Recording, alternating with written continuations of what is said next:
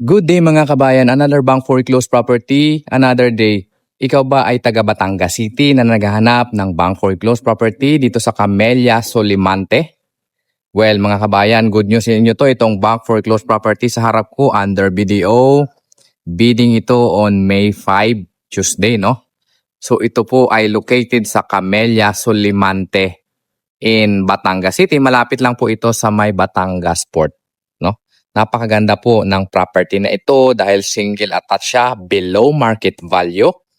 At hindi lang yon, hindi pa ito natitirahan at corner lot. Ayan po, corner lot siya. So ang lot area ng bahay na ito ay 118 square meter with a floor area of 65 square meter. 3 bedroom, 2 toilet and bath, 1 car garage. Yan, corner lot po, napakaganda po ng location ito sa mga nakakaalam, mga kabayan ko. At nakakaintindi ng location ng Camellia Solimante dito sa may Batangas City. Perfect sa inyo to. Ang starting bid price natin dito napakamura lang. 3.5 million pesos lang. So ang property line natin ay magsisimula po yan dito. Dito po ayan. Hanggang doon. Malaki po ito. Ito yung magiging lanay mo. Kasyang-kasya dito 2 sasakyan. Yan po. Malaki po yung bakuran mo. Diba?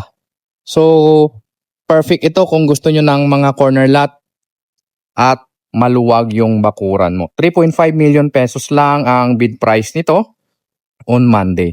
Kung interested kayo, kontakin nyo lang ako. Pasukin natin yung unit para makita ninyo. Pagpasok natin sa unit, ito po yung pintuan natin. By the way, ay steel door ito. Kaya hindi siya nabubulok. Pwede nyo namang palitan ng kahoy kung gusto ninyo.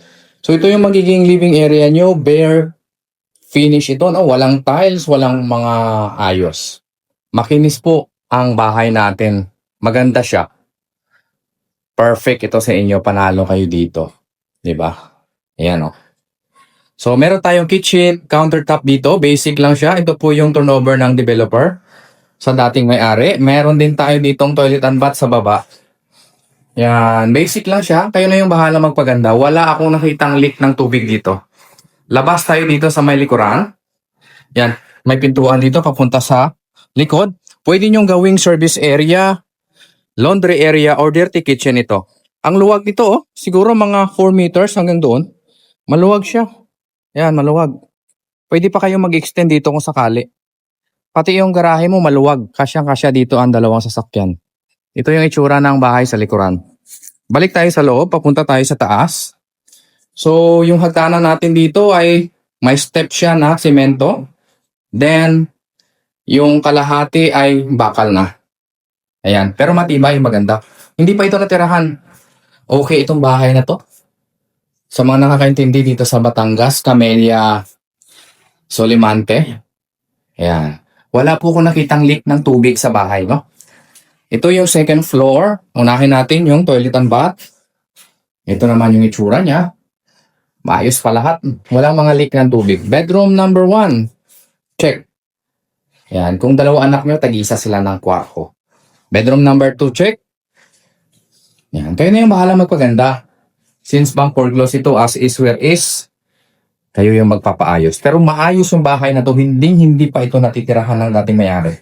At ito yung parang master's bedroom na. Malaki siya. Ayan. So bidding ito on May 5 sa mga interested dyan, nakakaintindi. Ang starting bid price natin is 3.5 million. Corner lot po ito, 118 square meter.